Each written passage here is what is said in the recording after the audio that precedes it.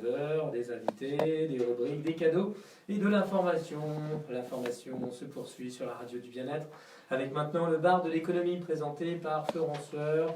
Nous allons parler maintenant des nouvelles technologies, du numérique, de spectacles, de divertissement avec le Centre des Arts d'Enghien-les-Bains et son responsable Dominique Roland. Je leur souhaite à tous les deux une très très bonne émission et je vous retrouve demain matin de 7h à 9h.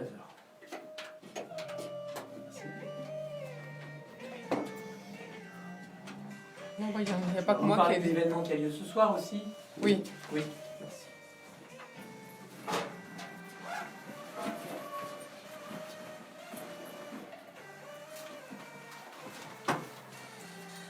Au revoir Alexis. Au revoir, bonne journée. Allez, bonne émission. Et pas Alix, vous l'appelez Alix. Oui, mais parce que c'est à cause d'Alix qui vient de temps en temps à la radio. C'est pas à cause de lui, pardon. Ah bon? J'ai le jeune qui fait les jeux vidéo aussi, là.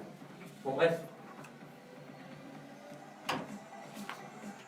Bonjour à toutes, bonjour à tous, ravi de vous retrouver pour ces 90 minutes d'information. Je vous rappelle que si vous souhaitez réécouter nos émissions, eh bien vous allez sur le site de la radio idfm98.fr ou bien vous allez sur Facebook, onglet vidéo, et puis vous avez toutes les vidéos depuis le début que j'ai créé cette émission, donc depuis, nous sommes à la saison numéro 2. Voilà. Alors aujourd'hui, nous allons parler tourisme, nous allons parler numérique, rencontre numérique, et puis nous allons parler du Paris Image Digital Summit avec Dominique Roland. Bonjour Dominique. Bonjour. Vous êtes le directeur général adjoint de la ville d'Enghien et vous êtes surtout le directeur du Centre des Arts d'Enghien-les-Bains, qui est si prolixe en matière de numérique et puis d'événements, bien sûr, en tout genre, musicaux, danse, cinéma, spectacle. Mais aujourd'hui, tous les deux, on va se concentrer sur la troisième conférence mondiale sur le tourisme et la culture qui était organisée par l'UNESCO, entre autres, et puis UN2, enfin, je ne sais pas si c'est comme ça qu'on prononce. Et puis, on va parler de la rencontre ce soir du Numérique Lab sur la thématique des enjeux juridiques. Donc, quels sont-ils? C'est la question que je vais vous poser.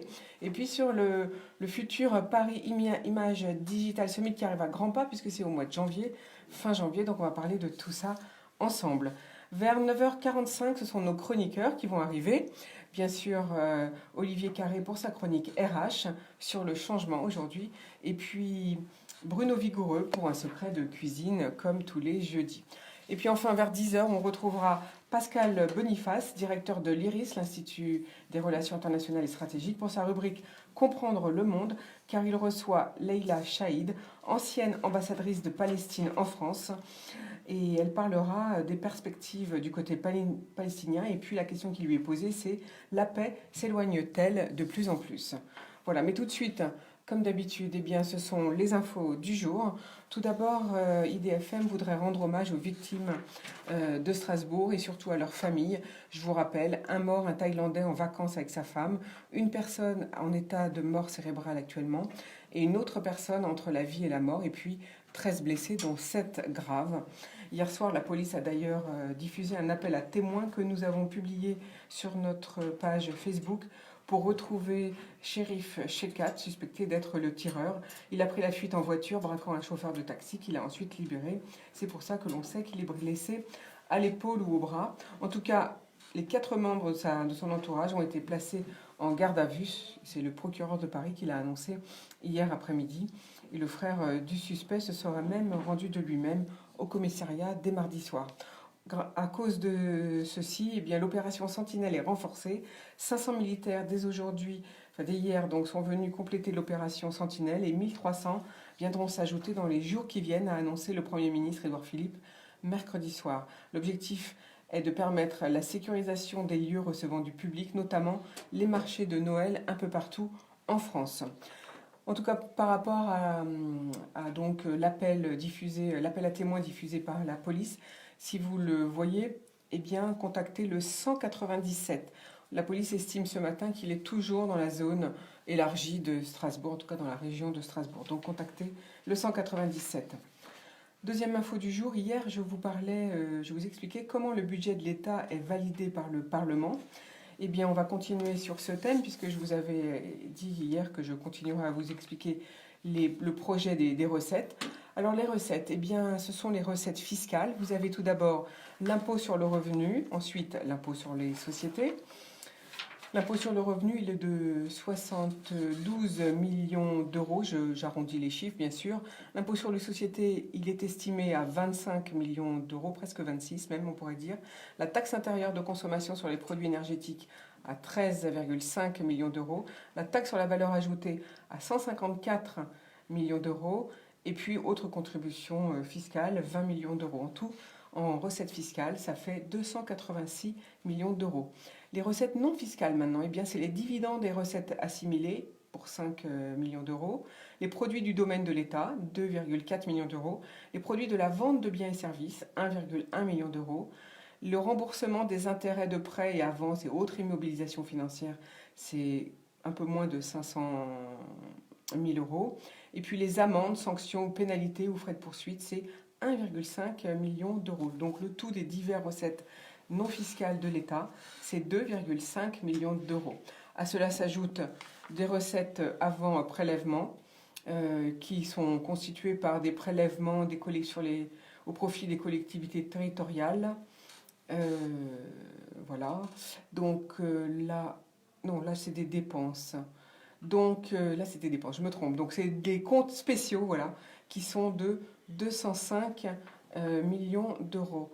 Non, je ne me suis pas trompée tout à l'heure, parce qu'il y a les fonds de concours et effectivement des prélèvements sur les collectivités territoriales, et ça, ce sont des recettes en tout de 242 millions. Donc le total des recettes de l'État, eh bien, c'est l'addition de tout ça, et ça donne donc un certain montant, qui est donc, voilà. Alors les comptes spéciaux, c'est un petit peu compliqué. Ce sont des ressources affectées ou des prêts sur avance, ou des excédents de comptes de commerce. Voilà, c'est tout ça. Voilà un petit peu les recettes de l'État. Alors, autre info du jour, c'est en début d'année, Google a déclaré la guerre aux publicités intrusives en décidant de muscler le bloqueur des publicités de son navigateur Chrome 71, à savoir les fenêtres qui affichent des boutons conçus pour tromper les utilisateurs en leur faisant croire qu'ils doivent cliquer dessus pour réaliser une action. Lorsque l'utilisateur clique sur ce faux bouton, il va ouvrir plusieurs autres publicités. Des mauvaises surprises surviennent principalement sur les sites de téléchargement ou de streaming. C'est-à-dire que vous avez des virus qui peuvent arriver, donc méfiez-vous. En bloquant toutes ces publicités, des sites se livrant à ce genre de pratiques, Google fait donc disparaître toutes ces mauvaises pratiques, mais aussi ils coupent leurs propres sources de revenus. Car sans ce clic, la société eh bien, n'a pas les revenus que Google paye à toutes ces applications. En réalité, en fait, au même titre que pour les autres GAFA, Google déteste que certains sites se fassent de l'argent sur le dos et préfère pousser leur propre plateforme de service. Voilà. Alors, autre info du jour, c'est le nombre d'emplois de l'État qui est de 1,9 million de personnes. Donc, 552,5% dans l'éducation nationale et dans l'enseignement supérieur, et puis 15% dans l'intérieur et les services à l'outre-mer, et 14% dans l'armée. Voilà les trois gros pourcentages de la répartition des emplois de l'État. S'agissant de l'ensemble des administrations publiques, le déficit public prévu par la loi de finances pour 2018 était de 2,9% du PIB, mais avec les mesures annoncées lundi par le président de la République pour calmer les gilets jaunes, eh bien, l'une des pistes serait de faire remonter le déficit au-dessus des 3%. Dernière info du jour, eh bien, c'est ce nouvel impôt, la flat tax. C'est un prélèvement forfaitaire unique, surnommé flat tax, qui sera sur les revenus du capital, tels que les titres investis dans des entreprises et les intérêts des plans épargne logement. Ce prélèvement est de 30%. Il comprend 12,8% sur l'impôt sur le revenu et 17,2% de prélèvements sociaux. Objectif, rendre l'imposition du capital plus prévisible pour l'État et contribuer à réorienter l'épargne vers le financement des entreprises. Donc, cette flat tax, eh bien, ce sont les experts comptables qui vont vous la calculer si vous avez des revenus sur le capital, c'est-à-dire des titres investis dans des entreprises et des intérêts de plans d'épargne logement. Tout de suite, on fait une pause musicale. Je vous propose, eh bien, on va démarrer des sons de Noël avec, pour changer, des musiques de Noël épiques. J'aurais dû préparer mes chiffres, moi.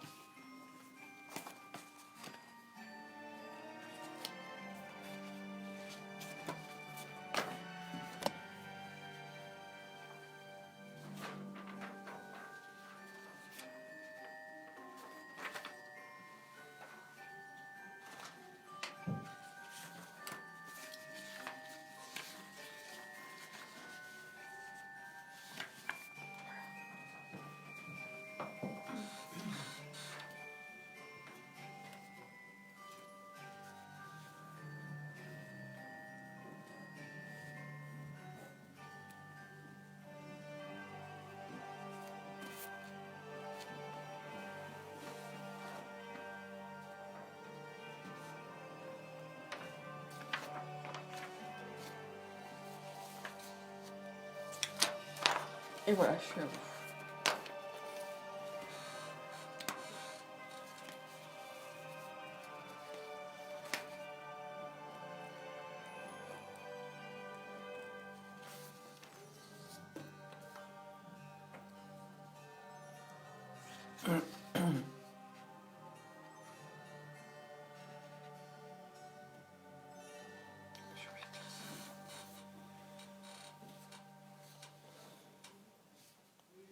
Nous voici de retour au bar de l'économie. Aujourd'hui, je suis en compagnie de Dominique Roland, directeur général adjoint de la ville d'Enghien-les-Bains et directeur du Centre des Arts. Alors, première question, Dominique, on va revenir sur votre participation au nom de la ville. Vous étiez en Chine et puis en Turquie, à l'occasion de la 3e conférence mondiale sur le tourisme et la culture pour tous. Donc, qu'est-ce qu'il en ressort de cette conférence mondiale ? Oui, merci. Cette conférence se déroulait donc à Istanbul autour du 3 et du 4 décembre dernier. Et l'enjeu, évidemment, était de voir dans quelle mesure la culture pouvait être un élément, je dirais un additif, je dirais puissant pour développer le tourisme et quelle forme de tourisme à l'échelle mondiale. Puisque il y a, pour simplement contextualiser, il y a des tourismes massifs qui sont aujourd'hui un peu critiqués, décriés en quelque sorte. Et l'ensemble des pays qui participaient, il y avait pour mémoire quand même 30 ministres représentant différents pays de l'Amérique du Nord, en passant par l'Afrique, en passant par l'Asie, qui étaient présents pour cette conférence qui d'ailleurs va l'an prochain être accueilli à Kyoto, au Japon. Le maire de Kyoto, d'ailleurs, participait avec moi, puisqu'il y avait plusieurs panélistes et plusieurs thématiques. Et en l'occurrence, Enghien était invité, alors je dirais à double titre. D'abord parce qu'Enghien est une ville thermale et une ville touristique. Je crois qu'il y a déjà un enjeu qui est posé, mais surtout c'est une ville qui est aussi petite qu'elle soit, fait référence à l'échelle mondiale, justement par son approche avancée sur l'utilisation du numérique. En réalité, le numérique entend un peu comme un rôle de connecteur et d'interface entre le tourisme et la culture. Voilà. Alors, cela m'a amené, moi, à un autre titre aussi, en tant que coordinateur du cluster des arts numériques du réseau des villes créatives de l'UNESCO, d'intervenir sur ces enjeux, de montrer en quoi la culture pouvait amener un sens, un contenu aux visiteurs sur un parcours de ville. Parce que ce qui se passe dans la plupart des cas, c'est que aujourd'hui, on ne va pas découvrir un pays ou une ville ou un monument sans avoir déjà été cherché sur Internet. Je dirais que déjà, le choix se fait avant même de poser les pieds sur le sol. Oui, c'est-à-dire qu'avant même de décider du voyage qu'on va faire, on va d'abord regarder les lieux par Internet. Voilà, alors donc la question qui a été abordée, enfin en tout cas celle qui concernait mes 2 interventions sur les 2 jours consécutifs, était finalement de questionner toutes les formes, alors par la réalité virtuelle, par des formes plus immersives, c'est-à-dire où vous avez un casque de réalité virtuelle et vous allez faire un parcours finalement qui va être scénarisé, mais un parcours qui va être, sans être sur le lieu, eh bien, voyager.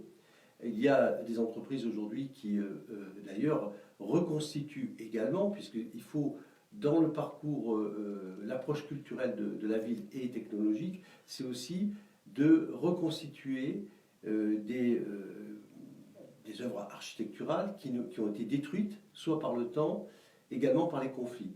C'était le cas de Palmyre, par exemple, où des sociétés comme Nikonem ont travaillé pour reconstituer le monument tel qu'il était avant la destruction, et de la même manière, des monuments qui ont été détruits au cours des siècles, et ces monuments, on les reconstitue, on les remodélise en 3D, et la technologie permet évidemment de faire ce parcours virtuel à travers, si vous voulez, la construction du monument, sa réalisation. Et donc c'est un additif en quelque sorte entre ce que l'on découvre de vestiges, ou en tous les cas dans ces parcours physiquement quand on arrive sur le site, et ce que l'on découvre à travers ces outils qui donnent envie d'aller plus loin. Voilà, c'est un exemple. Alors, l'exemple d'Enghien-les-Bains, pourquoi? Parce que nous avons en quelque sorte amené des formes plus expérimentales de tourisme. Alors, j'ai choisi évidemment autour parce que Enghien c'est un petit peu à part, et c'est vrai que nous étions les seuls dans ces interventions à parler du rôle des artistes dans les formes de storytelling, dans la forme de scénarisation de la ville, la façon de mettre un petit peu cette ville, de faire découvrir finalement ce qu'il y a derrière cette ville, l'invisible. Alors nous n'avons pas un patrimoine ancien.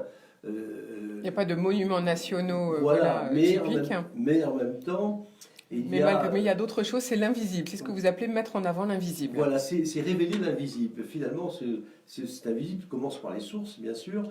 Alors, moi, j'avais choisi, pour intervenir, de centrer sur l'approche des artistes, bien sûr, mais aussi sur une application mobile qui a été réalisée par la ville d'Enghien-les-Bains, qui reflète à la fois l'identité thermale de la ville, et en même temps la modernité, c'est-à-dire que révéler, je veux dire, ce qui est la source même de l'existence de la ville d'Enghien, c'est une chose, c'est donner du contenu pour donner du sens à l'existence de cette ville, mais c'est aussi mettre en avant finalement toute l'apport technologique pour donner l'effet d'une ville augmentée. Alors cette ville augmentée, eh bien, c'est à travers on avait fait une collecte de témoignages des habitants à l'époque de différents âges pour mieux comprendre l'évolution de la ville et des époques, c'est-à-dire faire participer finalement les habitants à leur propre histoire. Donc là, on parle de patrimoine immatériel, bien sûr, mais c'est intéressant parce que c'est voir la ville à travers le prisme des habitants.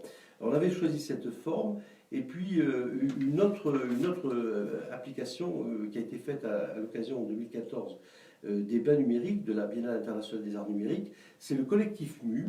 Alors, c'est un collectif qui avait créé avec des enfants d'Enghien-les-Bains, grâce à une application qui était sur iPhone, eh bien, une déambulation autour d'un parcours géolocalisé avec à la fois documentaire puis à la fois fantastique. Alors, cette balade, elle se composait d'enregistrements de sons d'oiseaux abrités dans les parcs d'Enghien et puis combinés à des chimères musicales et visuelles qui avaient été créées par les enfants au cours d'ateliers. Voilà. Alors, cette expérience-là eh bien, permettait aux passants, eh bien, les passants, si vous voulez, sur leur parcours géolocalisé avec l'application, eh bien, découvraient eh bien, ce qui n'est pas visible finalement, tout cet environnement. Alors là, on est sur un sujet plutôt de la biodiversité, bien sûr, qui est un sujet intéressant, mais il y a différentes formes. Soit on révèle l'environnement, soit on révèle le patrimoine, et différentes formes possibles à travers ces oui, ces on peut même imaginer des commentaires de certains monuments, voilà.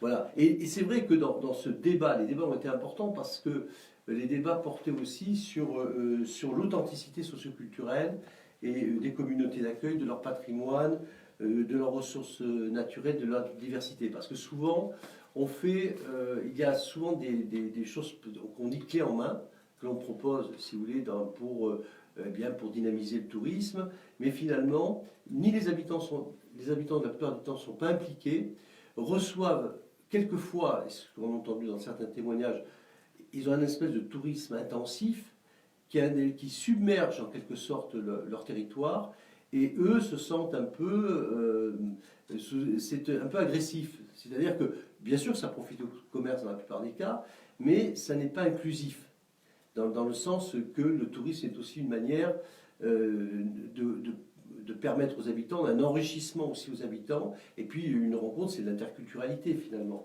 Alors, on a abordé ces questions d'innovation technologique sous cet angle-là.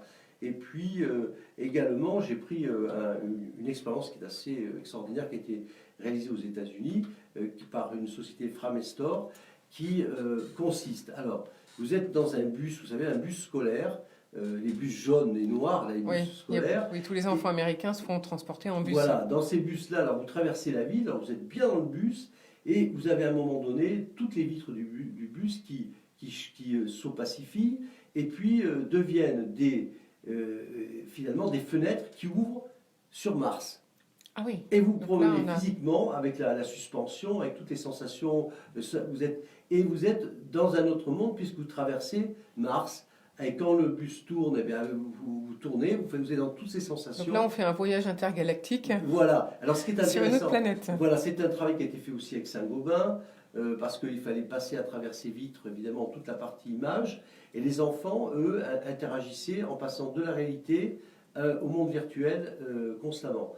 Donc, c'est intéressant parce que ce sont aussi des façons c'est de vivre une expérience. C'est-à-dire que le touriste n'est plus aujourd'hui quelqu'un qui est embarqué, si vous voulez, dans une visite guidée telle qu'on le faisait. Nous sommes plus dans l'idée de guide virtuel, c'est-à-dire avoir une approche pour que le visiteur vive son expérience à travers aussi ses choix. Et s'il veut s'arrêter à un moment, mais s'il veut approfondir, il peut aller encore plus loin à travers ses visites. Donc il y a différentes formes, que ce soit de réalité virtuelle, on appelle aussi la réalité superposée. C'est-à-dire que vous avez les deux réalités qui se superposent entre ce que vous voyez physiquement et ce qui existait anciennement ou ce qui va peut-être se faire dans le futur. Donc c'est un... Voilà, en fait, c'est un mix de ce qu'on avait l'habitude de faire, c'est-à-dire le voyage où là, on se balade tout simplement et puis on regarde.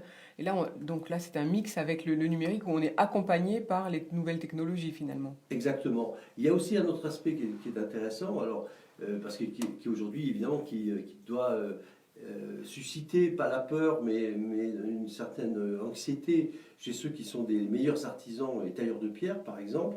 C'est que nous avons, par exemple, pour la restauration d'une colonne corinthienne, aujourd'hui, on fait appel à des robots. Alors, on fait appel à des robots, mais le robot, à un moment donné, ne suffira plus, puisque l'humain revient, bien heureusement.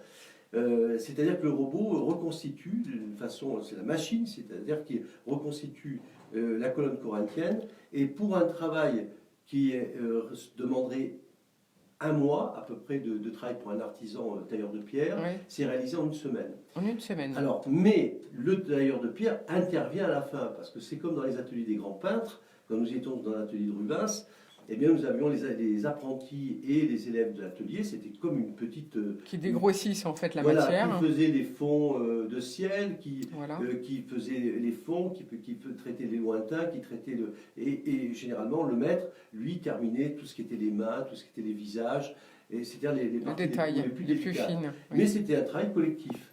Or, le raccord entre la machine aujourd'hui, c'est-à-dire avec l'intelligence artificielle en particulier, eh bien, c'est d'aller sur, évidemment, de permettre à des touristes de ne pas être simplement des consommateurs, mais aussi d'avoir, à travers leur parcours et leur choix, eh bien, de trouver différentes solutions qui permettent d'augmenter la capacité de découverte du territoire.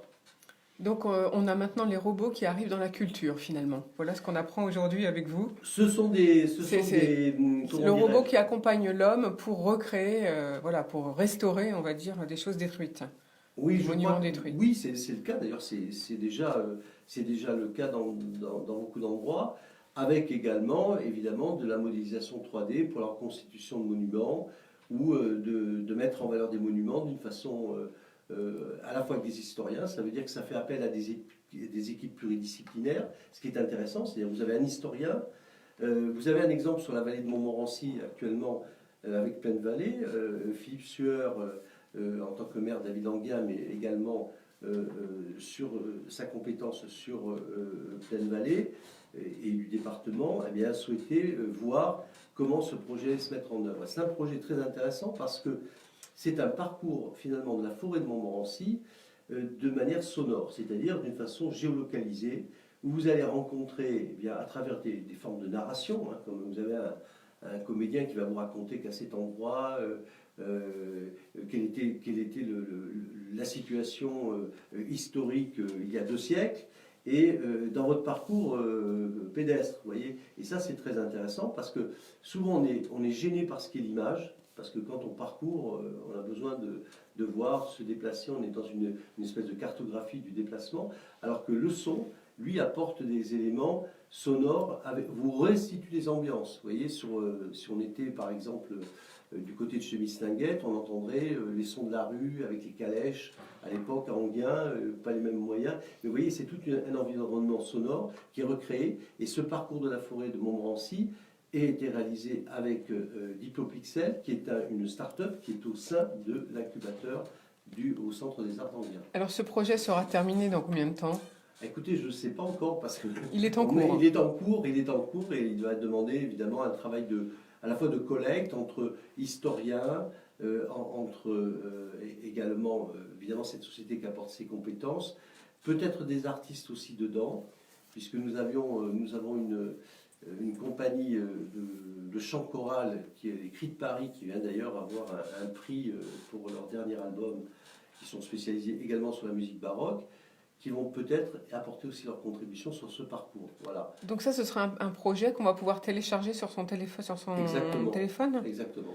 C'est un enrichissement, si vous voulez, par rapport à... Alors là, il s'agit à la fois d'environnement et aussi d'histoire, bien sûr. Sur Montmorency, qui est un aspect qui n'échappera pas à nos auditeurs. Donc finalement, la culture va énormément se démocratiser, puisque ça veut dire que tout le monde pourra télécharger cette application.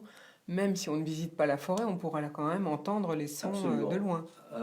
Oui, mais c'est fait pour être plutôt dans une idée de parcours, d'accompagnement de parcours, de mobilité. Donc c'était un peu ces questions qui ont été portées, je dirais, pour cette conférence mondiale sur le tourisme et la culture, les liens organiques, comment à la fois respecter le patrimoine, l'enjeu des habitants sur les territoires, et entrer dans une forme d'expérimentation et d'expérience, si vous voulez, du territoire. Ça, c'est très intéressant, notamment quand on visite des vestiges très anciens, de pouvoir réentendre tout ce qui se passait à l'époque. On va pouvoir mieux comprendre comment les habitants vivaient pendant ces temps-là. Merci beaucoup, Dominique Rolland. On revient tout de suite avec vous. On va faire une nouvelle pause musicale, toujours avec la musique de Noël, mais de manière épique.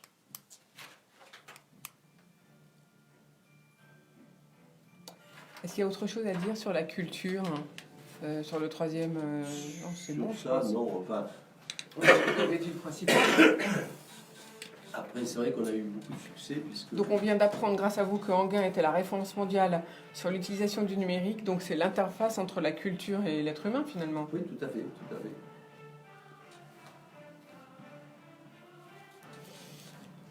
Donc on va passer au Numérique Lab. D'accord. On va continuer dans le numérique, justement. Alors, le Paris Image Digital Summit, il faudrait... qui est-ce qui s'en occupe chez eux Qui est-ce qui s'en occupe C'est nous, mais il y a le marché au moment où ça va être... il faudrait qu'il vienne, il faudrait qu'on fasse une émission avec lui, oui, mais pas à la dernière minute. Non. Il faudrait qu'on s'y prévoie. Il y a Yann et puis nous, parce que c'est Jean-Paul chez moi. Donc il faudrait me donner vos dates. D'accord. Parce que j'ai déjà le carnet de janvier qui se remplit, moi. J'imagine bien. Donc il faut que j'envoie un petit mail à Tania. Oui. Pour qu'elle me réponde. D'accord. Et Cap Digital sont partie prenante ou pas ? Bien sûr. Ils apportent même un financement dessus. Et ils font de la veille, c'est-à-dire qu'ils font de l'actualité technologique sur toutes les nouvelles sorties de machines. Donc là, c'est vraiment un éclairage. C'est vraiment l'événement français et international sur les effets visuels. Puis là, on a... Tant pis. Trop tard. Moi non plus, j'ai pas tout écouté. J'ai écouté que le début. Il y aura des centres. C'est aussi intéressant. On va reprendre peut-être là. Maintenant.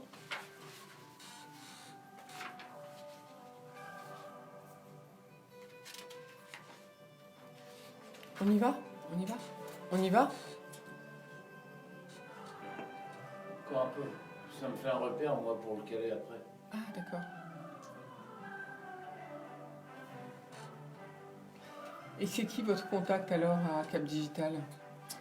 Cap Digital, qui est partenaire, c'est allons, C'est pas Céline. Stéphane Singier. C'est Stéphane Singier, d'accord. Oui, parce que, alors, c'est. Il y a son directeur, bien sûr, de Cap, mais celui qui a la connaissance, d'ailleurs, il intervient dedans. Je l'ai déjà interviewé. Il est bien. Il est très bien, oui. À lui, il est top parce qu'il a toutes les. D'ailleurs, il voudrait revenir à l'antenne, je ne l'ai pas recontacté, je n'ai pas pu. C'est-à-dire qu'il a toutes les dernières trouvailles. Et puis, il sait bien faire ça, c'est son truc. Ouais, c'est son truc. On y va? Ok. Bon, il faut qu'il vienne, Stéphane Singier et Yann. Nous voici de retour au bar de l'économie. Nous sommes en compagnie aujourd'hui de Dominique Rolland. Nous parlions donc de la participation de Dominique Rolland à la 3e conférence mondiale sur le tourisme et la culture. Et Dominique, vous venez de nous apprendre qu'Anguin était la référence mondiale sur l'utilisation du numérique comme interface entre la culture et l'être humain. Alors du coup, le numérique, vous êtes à fond dedans, au Centre des Arts, puisque ce soir, c'est la 3e rencontre, je crois, du Numérique Lab. Alors, quel est le thème ce soir? Ce sont les enjeux juridiques. Quels sont-ils, en fait, les enjeux juridiques du numérique, donc bien nous sûr. sommes à cette 3e table ronde. On a initié, pourquoi? Parce que ces tables rondes, parce que nos start-up au sein de l'incubateur, c'est un travail d'ailleurs, il faut le rappeler, qui est réalisé avec Plaine Vallée. Donc, Le Numérique Lab, c'est un incubateur. C'est un ça qu'il faut incubateur, rappeler. mais un incubateur qui a une ouverture aussi sur l'art et la création numérique. C'est-à-dire qu'il est dans un environnement d'artistes en résidence, d'artistes en création, au plateau pour spectacle vivant, dans le cadre d'expositions d'art visuel. C'est-à-dire qu'il y a un environnement, il y a ce qu'on appelle un écosystème tout simplement. Et donc ces startups ont besoin, dans leur accompagnement, d'avoir évidemment un accompagnement qui soit sur le plan juridique, sur le plan financier, bien sûr. Et donc les rôles sont très complémentaires entre, je dirais, la dimension économique portée par Plaine Vallée et par le Centre des Arts sur l'aspect, nous appuyons sur la qualité, je dirais, esthétique, artistique des projets. Alors, c'est vrai que là, nous abordons un petit peu des questions qui sont autour des clés de lecture et des outils qui sont au service des aspects juridiques, c'est-à-dire de sécuriser la démarche entrepreneuriale, également pour les porteurs de projets, bien sûr, les opportunités, bien sûr, et les enjeux que soulève la transformation numérique, parce qu'aujourd'hui, la transformation elle est accélérée, elle est pas, et surtout dans le monde du droit en particulier. Alors nous avons, pour parler de ces questions, invité, évidemment, ça dépasse simplement les startups qui sont accueillies au sein du Numérique Lab d'Anguin-les-Bains, ça concerne aussi des petites entreprises, des startups, mais qui sont de la vallée de Montmorency et pourquoi pas de Paris, puisque nous accueillons ce soir un public très, très ouvert sur ces questions. Alors notre panel d'experts, eh bien, il va être animé d'abord par Jean-François Benon, je crois qui est régulièrement à l'antenne. Qui vient lundi à l'antenne nous parler du développement économique du Val d'Oise. Voilà, qui est le directeur général du CEVO, du Comité d'expansion économique du Val d'Oise. Mais ce soir, donc lui va animer et nous allons avoir Louise Fauvel, qui est avocate chez Ernst Young, donc une société d'avocats qui vont porter évidemment sur ces questions-là, donc en conseil bien sûr, aussi sur des questions qui touchent la propriété industrielle aujourd'hui et la valorisation des inventions, parce que les innovations, la création industrielle, les brevets, les dessins, les modèles, les marques et les droits d'auteur. Nous allons aussi avoir comme invité Anne-Laure Gagny-Castel, qui est avocate chez ALG, avocat, qui travaille d'ailleurs avec Jean-François Benon sur le cluster sécurité système Vallée. Et qui est venu ici à l'antenne nous parler du RGPD d'ailleurs. Donc c'est tout à fait... nous avons dans le fond un écosystème qui se rapproche, qui est toujours d'ailleurs proche d'Anguin, et non seulement de la radio, mais également du Centre des Arts. Et puis la question de la conformité avec le règlement européen, parce que c'est aussi un tuilage sur ces questions-là, au sein des, bien sûr, RGPD, donc c'est le sujet que vous avez évoqué. Et puis nous avons Bertrand Cassard, qui est secrétaire général d'Open Law, et de droit ouvert, qui est doctorant en droit du numérique, et qui s'occupe aussi de la dématérialisation des marchés publics au ministère de l'économie, des finances et de l'action et des comptes publics. Et donc voilà, cette soirée, elle débute à 19 heures. Et moi j'invite tous ceux qui souhaitent, ou toutes celles qui souhaitent bien s'y rendre, nous accueillerons avec plaisir à 19 heures au Centre des Arts, c'est-à-dire dans le hall du Centre des Arts précisément, donc à partir de 19 heures ce soir. À partir de 19 heures ce soir, donc, cette rencontre sur le thème du juridique et du numérique, les enjeux, en fait, et puis des choses bien concrètes. Hein, j'ai entendu, vous allez parler de droit de la propriété industrielle et des dépôts et des brevets. Ça, c'est quelque chose qui est très important, parce que la France est en retard, en fait, dans le dépôt des brevets. On ne protège pas assez nos idées, finalement. Bon, c'est vrai que ça coûte cher, mais en fait, on devrait plus investir dans ce dépôt, et c'est un petit peu compliqué d'ailleurs, mais de toute façon, il y a des sociétés spécialisées là-dedans qui s'en occupent très bien. Dominique Rolland, on va faire une nouvelle pause musicale avant de passer au troisième sujet. Donc, je rappelle, ce soir, Numérique Lab à 19h au Centre des Arts, c'est rue de la Libération, conférence de plusieurs experts sur les enjeux juridiques du numérique. Voilà, c'est dit pour l'adresse, hein, rue de la Libération à Enghien.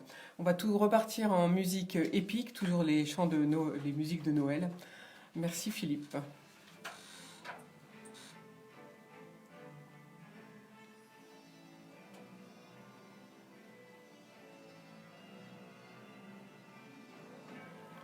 Bon, après on parle du digital. Alors, il y a un thème au Paris Image Digital Summit cette année? On a des actualités surtout. C'est des films, de nouveau? Oui, de nouveau des films. Alors, bon, ça va être... C'est intéressant, surtout avec John Knoll, qui va être un des génies. Alors, c'est le 30 janvier cette année? Ça Oui, dure alors, une journée ou 2 jours? Non, alors ça démarre alors, les masterclass, parce qu'il y a Oui. non seulement les professionnels, mais les apprentis, en quelque sorte. Donc, ça va démarrer le lundi 28 janvier pour c'est le 28, pour les masterclass. 28 au 30 Voilà. janvier. Le Genie Award, c'est le 30. Et ensuite, le jeudi 31 et vendredi 1er, bien, nous avons les conférences et tables rondes. Ah, jusqu'au 1er, ça dure? Voilà, et voilà. Oui. Au 1er février inclus. Bon, voilà. Et le 2 février, le samedi, on a une journée très grand public. D'accord. Donc Voilà, vous je allez vais donner ça en détail. Vous allez détailler les journées. Oui. Alors par contre, est-ce que ça va être possible de réunir vous, Stéphane Singier et Yann Marchais? Stéphane, oui, il est assez. Et puis Yann, pareil, il était là hier avec nous. On est en train de, moi, j'étais en train de... Donc je demande à Tania de s'occuper de ça ou c'est Oui, elle le fait. Émilie? Oui, elle le fera. D'accord. Oui, Tania, De me elle le proposer fera. une date parce que j'ai déjà des dates de prise. Moi. Oui, je comprends, bien sûr, bien sûr.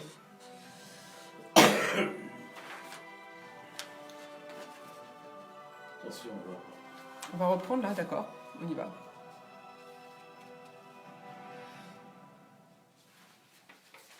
Nous voici de retour au bar de l'économie, toujours en compagnie de Dominique Rolland, directeur général adjoint de la ville d'Enghien-les-Bains et directeur du Centre des Arts. On a parlé tous les deux aujourd'hui de la 3e conférence mondiale de l'UNESCO sur le tourisme et la culture. On a parlé de la rencontre de ce soir du Numérique Lab à 19h, rue de la Libération, au Centre des Arts. Et puis maintenant, vous allez nous présenter la 5e édition du Paris Image Digital Summit. Donc là, on peut dire que c'est le festival de tout le milieu de l'image, finalement, de l'image, qu'elle soit virtuelle ou pas d'ailleurs, qui va démarrer du 28 janvier au 2 février. C'est demain, quoi. C'est Oui, ça, Dominique? oui, c'est exact. C'est demain et c'est pour nos auditeurs une manière aussi de les inviter à se préparer et de réserver leur date pour cet événement, puisque cet événement, il a plusieurs facettes. D'abord, c'est le festival de la création numérique des effets spéciaux, ce qu'on appelle les effets visuels. Alors personne n'ignore ce que sont les effets visuels dans le cinéma, puisque les effets visuels sont partout aujourd'hui. Partout, dans la publicité. Dans la publicité, dans la fiction, même dans le documentaire. Quand on parle évidemment de reconstitution historique d'architecture ou d'histoire, on fait beaucoup appel à ces technologies et puis à ces savoir-faire, surtout parce que on les appelle les artisans de l'image. Oui, et on le voit même dans tout ce qui est dans les fake news sur Internet, hein, où on a vu des acteurs jouer par exemple Obama ou Oui. le président Trump aux États-Unis, où là le visage, on voit une légère différence, mais c'est extrêmement ressemblant, ce qui veut dire que c'est même presque dangereux, parce que ça veut dire qu'on peut faire n'importe quelle vidéo et faire dire n'importe quoi à n'importe qui. En fait, ça va jusque-là. Bon, il faut être très pro pour faire ce genre de choses. Il faut des sacrées capacités de calcul. Mais ça va très loin, les effets spéciaux. Oui, aujourd'hui, les effets sont très avancés. Et je pense que l'enjeu de cet événement, qui est maintenant, il y a un événement qui est à Annecy, qui est beaucoup plus, concerne beaucoup plus le cinéma d'animation. Ici, à Enghien-les-Bains, eh bien, c'est un événement d'abord qui est porté aujourd'hui, alors intégralement, complètement par la ville d'Enghien-les-Bains, avec la commission du film d'Île-de-France, et la région d'Île-de-France et le département du Val d'Oise. Et je ne veux pas oublier le CNC. Le CNC et puis l'accompagnement de Cap Digital en tant que partenaire. Voilà, pour cet événement, pour rappeler pour nos auditeurs que cet événement, eh bien, il est à la fois un événement qui est la rencontre pour les professionnels, c'est le rendez-vous incontournable des professionnels, c'est-à-dire pour voir l'actualité, faire des études de cas sur des films récents, comme Mission Impossible par exemple, où le réalisateur, les superviseurs des effets spéciaux viennent Seront là. et racontent eh bien, la fabrication, à la fois les difficultés quelquefois d'amener un effet sur un saut dans le vide ou ce que l'on faisait en cascade pour la plupart du temps. Mais là, on dépasse finalement ce qui est possible en cascade et quelquefois on le fait mieux. Très curieusement d'ailleurs. Et c'est vrai que deuxième élément, c'est de récompenser des superviseurs des effets spéciaux. Alors c'est vrai que nous avons eu Dennis Muren, qui était l'homme aux 9 Oscars, qui a été récompensé, qui a été dans Star Wars. Également Joe Letteri, qui avait été récompensé à une des éditions, bien sûr, Avatar. Également sur Jurassic Park, Phil Tippett, pour la dernière édition. L'année dernière, oui. Voilà, et donc nous avons à la fois cette soirée des Genie Awards qui va être le mercredi 30 janvier, mais avant, nous allons avoir des masterclass. Pourquoi ? Des masterclass pour sensibiliser, pour former des jeunes talents, bien qui sont un peu en pépinière, parce que ils sont pour la plupart du temps des jeunes qui sont des collèges, d'écoles primaires, vous voyez. Écoles primaires, déjà on peut aborder bien, comment utiliser un ordinateur pour fabriquer quelques effets. Les effets spéciaux, ils commencent avec Méliès, finalement. C'est Méliès qui est un inventeur déjà des premiers effets spéciaux avec ce qu'on appelle le théâtre optique. Et puis aujourd'hui, eh bien, ces deux masterclass qui vont avoir lieu sont le lundi 28 janvier et le 29 janvier, avec, pour les uns, ce sont des élèves de primaire, pour les autres, des élèves de collège et de lycée, et en particulier le lycée d'Enghien-les-Bains. Alors oui, voilà, ça c'est quelque chose de tout à fait nouveau dans le paysage international du cinéma, c'est-à-dire d'offrir sur des technologies très avancées la possibilité de se former. Ce festival, donc, du 28 janvier au 2 février, donc on invite tous ceux qui sont en terminale et qui veulent travailler dans le domaine des effets spéciaux, il faut absolument qu'ils viennent assister au masterclass. Parce que je crois que ça serait un ratage, un rendez-vous manqué comme celui-là. C'est pour longtemps, parce qu'il n'y a pas de lieu, si vous voulez, à moins d'arriver dans des écoles, c'est-à-dire nous sommes là après le bac, évidemment, dans des écoles comme l'école Méliès, comme les Gobelins à Paris, comme d'autres écoles, pour se former, puisqu'il y a aussi, il ne faut pas oublier, les jeux vidéo, hein, il y a aussi ces formations de modélisation 3D, d'écriture des personnages, des paysages qui se font aussi sur d'autres applications que le cinéma. Là, en l'occurrence, nous avons donc cette soirée des génies qui va se dérouler au Théâtre du Casino et qui se déroule le 30 janvier, donc à partir de 19h30. Là, c'est une projection qui est ouverte. Alors, pour les Anguénois, je crois que ce sont les premiers invités. Alors, c'est vrai que je ne veux pas donner la préférence tout de suite, mais je crois que c'est important, c'est-à-dire de participer à sa ville et avoir la chance d'avoir les meilleurs réalisateurs. Il faut se rappeler que l'an dernier, c'était Costa Gavras qui était un des remettants des prix. Et donc là, nous allons avoir, notamment, je voulais signaler, un prix pour John Knoll. Alors, John Knoll, qui est-il ? Eh bien, c'est tout simplement quelqu'un qui a travaillé auprès d'une société qui s'appelle ILM, qui est une société, une compagnie d'effets visuels qui a été fondée par George Lucas, donc que là on connaît très directement.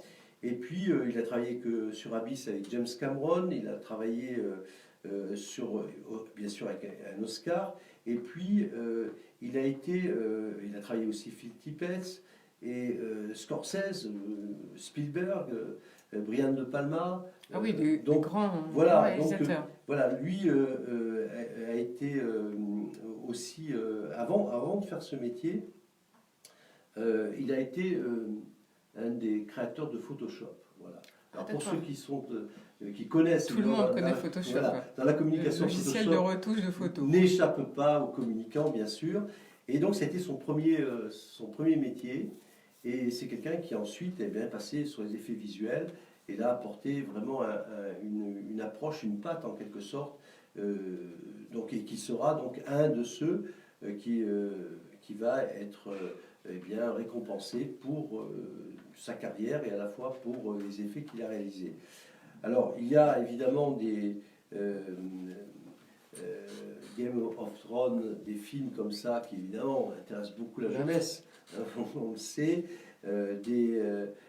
également des films comme Mission Impossible réalisé par Brian De Palma. Donc tous ces films, on pourra les voir pendant ce festival. Absolument. Des conférences, qui sont de toute nature aussi, conférences et tables rondes. Là, je parle du jeudi 31 janvier, du vendredi 1er février, avec Minuscule 2, qui est un film des mandibules du bout du monde, donc qui va être présenté par les sociétés The World, et Astérix et le secret de la potion magique, puisque toutes ces sorties, si vous voulez, de films, on peut avoir des différences, pas de qualitatives, mais d'appréciation sur ces films, mais néanmoins, il y a des secrets de fabrication. Là, c'est pas la potion magique, mais c'est comment a été fabriquée cette dernière version. Et puis, Robert Zemeckis, Framestor, donc seront évidemment présents. Et puis, l'Odyssée interstellaire, donc des documentaires également, des tables rondes. Framestor, c'est donc la société qui a fabriqué ce fameux bus dont vous parliez tout à voilà, l'heure. Ce bus scolaire embarqué qui nous amène sur Mars. Voilà, où les vitres nous transportent et où nous avons toutes les sensations d'un parcours sur une terre inconnue. Donc on pourra comprendre tous les secrets pendant ce festival du 28 au 2 janvier, si j'ai bien compris. Voilà, nous avons un autre élément qui marche très bien, c'est ce qu'on appelle la job fair. C'est permettre à des jeunes étudiants qui sortent, c'est-à-dire de formation des effets visuels, de rencontrer des entreprises. Donc ce rendez-vous, ce qui avait d'ailleurs amené à... Oui, l'année dernière, 1000 emplois. Il y avait 1000 emplois pour voir, à peu près. Voilà, pour voir. Il y a eu 1000 rendez-vous exactement. 1000 rendez-vous. Je n'ai pas, je crois pour mémoire qu'on est autour de 200 emplois qui ont été... finalement confirmés.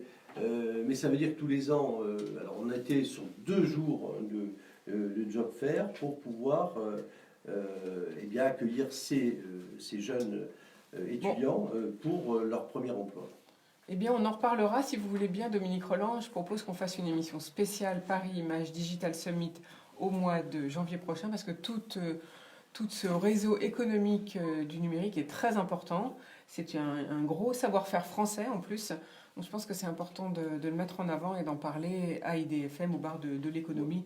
Je vous donne rendez-vous au mois de janvier si vous voulez bien, Dominique. Voilà, juste, je vais un tout petit additif, là, j'en terminerai là, qu'il y a aussi une soirée spéciale qui est consacrée aux 20 ans de Matrix.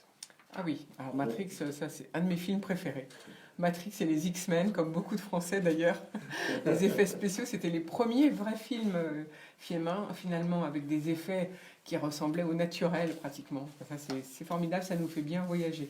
Merci beaucoup Dominique Rolland de nous faire rêver avec ce festival qui est plus qu'un festival puisque c'est la rencontre de professionnels, mais aussi pour les jeunes qui recherchent un emploi, ils peuvent venir à la job fair, donc ça c'est très important. On va tout de suite partir sur nos chroniques du jour. Tout d'abord, je propose qu'on écoute la chronique RH d'Olivier Carré. Et puis ensuite, on aura droit, bien sûr, au secret de cuisine de Bruno Vigoureux qui vient d'entrer dans nos studios. Bonjour Olivier. Est-ce qu'Olivier est là ? Oui. C'est pas ça. Non, ça c'est Pascal Boniface, ça dure 20 minutes. Voilà. La chronique RH. C'était pas... Attends, on va reprendre. Bon, il faut me laisser parler. Non, il y a un petit couac technique. Je suis désolée, c'est Pascal Boniface qui s'exprime. Non, on va dire bonjour à Olivier. Est-ce qu'Olivier est avec nous ? Bonjour Olivier. Voilà. C'est bon. Ça me semble être de 6 ans. Non, parce qu'en fait, comme il n'y a pas de... Certains disent qu'il n'y a que les bébés mouillés qui aiment le C'est pas marqué changement. sur les trucs, là. On voit pas. Tout le Ouais, monde, c'est Tascam, ou presque, et là, c'est... Aimerait que les autres, le monde change, mais personne ne veut changer. Oh, bah, c'est une erreur Pourtant, humaine, bien sûr. À chaque seconde, tout Pourquoi change vous allez boire votre thé? imperceptiblement. Et nous n'avons pas le choix. Nous devons changer C'est aussi. intéressant, Un des le rôles du festival, chef là, ça fait d'entreprise, 3 jours, là. pour ne pas dire le 28, principal rôle du chef d'entreprise, 27, 28, est de guider, 28, d'accompagner, 30, 1er et 2. pour que l'entreprise reste florissante dans le futur. C'est votre fils, là. Tout, ouais, bah, Il oui. doit Ah oui, anticiper bah, faut les dire, évolutions de son contexte pour y adapter sans cesse les produits et les Et lui, services il de son veut entreprise. faire monteur truquiste. Lorsqu'il peut s'y préparer, Ah ouais, bah, c'est tout à ce n'est fait pas ça. toujours le cas. Oui, parce que Ah, là, il y a, parfois, les contraintes il y a extérieures demande, imprévisibles. il y a besoin de jeunes. Donc, lorsqu'il peut s'y préparer, comment peut-il organiser le changement? Bon, La première étape est de clarifier l'objectif. J'étais pas sûr, j'étais De entre les définir deux, une j'étais... vision. vous saviez plus laquelle c'était? Pourquoi changer? Que veut-on obtenir? J'ai vu l'heure. Que va-t-on gagner et que risque-t-on de perdre? C'est la plus courte. Quelles peuvent être les conséquences? Quelle vision pour le futur? Mais ils sont où tes invités? Ensuite, Bah, j'ai eu 3 il peut être désistements. utile d'examiner le passé pour voir s'il y Un a hier des soir. situations semblables Question aujourd'hui. et s'il est possible d'en tirer des Un leçons. qui m'a pas prévenu, un qui Il y m'a a prévenu hier toujours soir de et bonnes l'autre qui m'avait pratiques à prévenu. retirer des expériences passées, Plusieurs jours.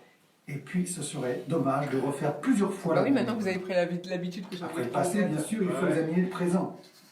Qui va être concerné? Bah, Et j'ai à pas quoi approché, ceux il y a qui seront personne qui vient. concernés sont prêts ou pas? Quelles sont leurs Et attentes? donc les enfants, ils peuvent Leurs y aller, limites.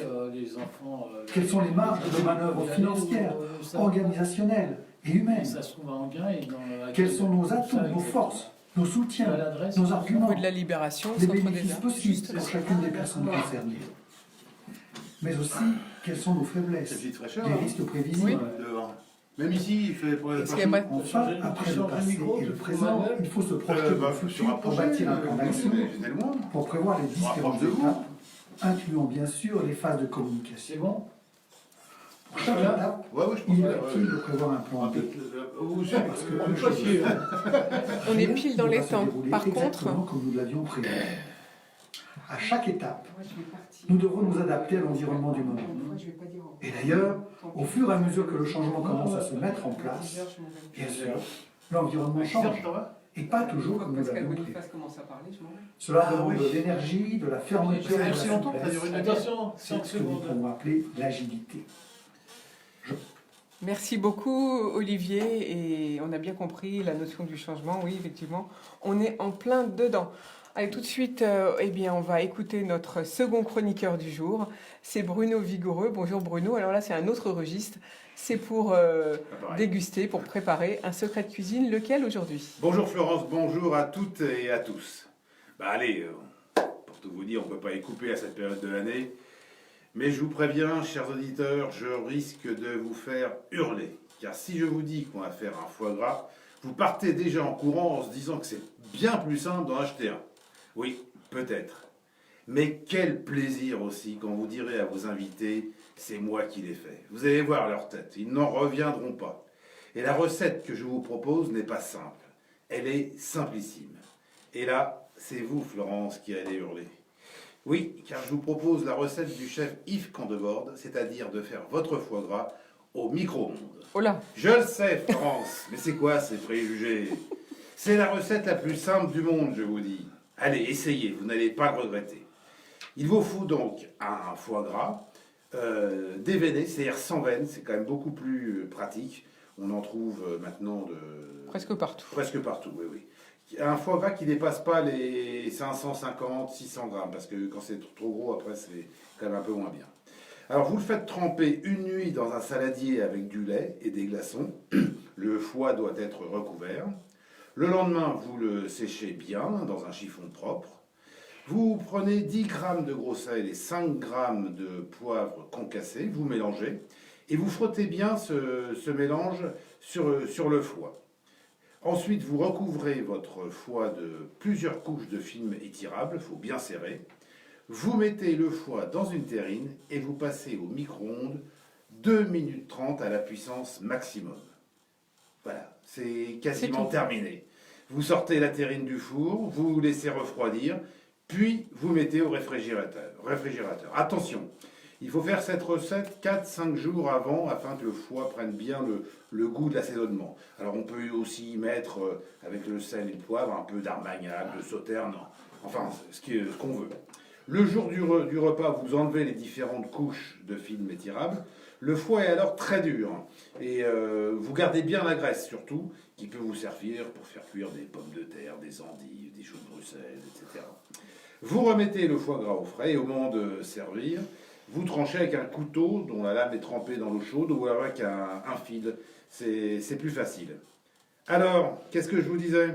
Effectivement, c'est très simple. Elle n'est pas simplissime cette recette. Vous ne pouvez pas vous tromper.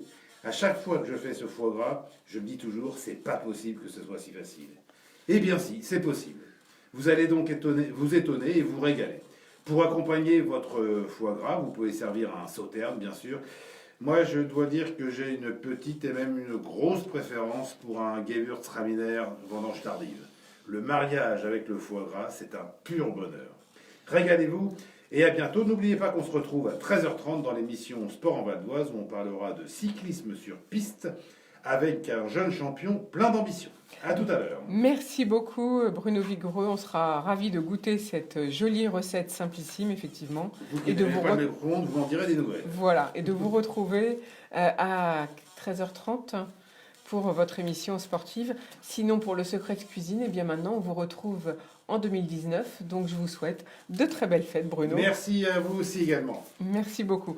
Et tout de suite, on part avec Pascal Boniface qui reçoit aujourd'hui Leïla Chaïd, ancienne ambassadrice de Palestine en France, à qui il a posé la question sur les perspectives du côté palestinien. Et la question principale, c'est: la paix s'éloigne-t-elle de plus en plus? La réponse. Bonjour, mon invité aujourd'hui est Leïla Chaïd, bien connue du public français. Leïla Chaïd, vous avez été ambassadrice de Palestine en France et puis ensuite à l'Union européenne. Vous séjournez désormais à Beyrouth, vous êtes de passage à Paris et l'en profite pour vous inviter. Quelles sont aujourd'hui les perspectives du côté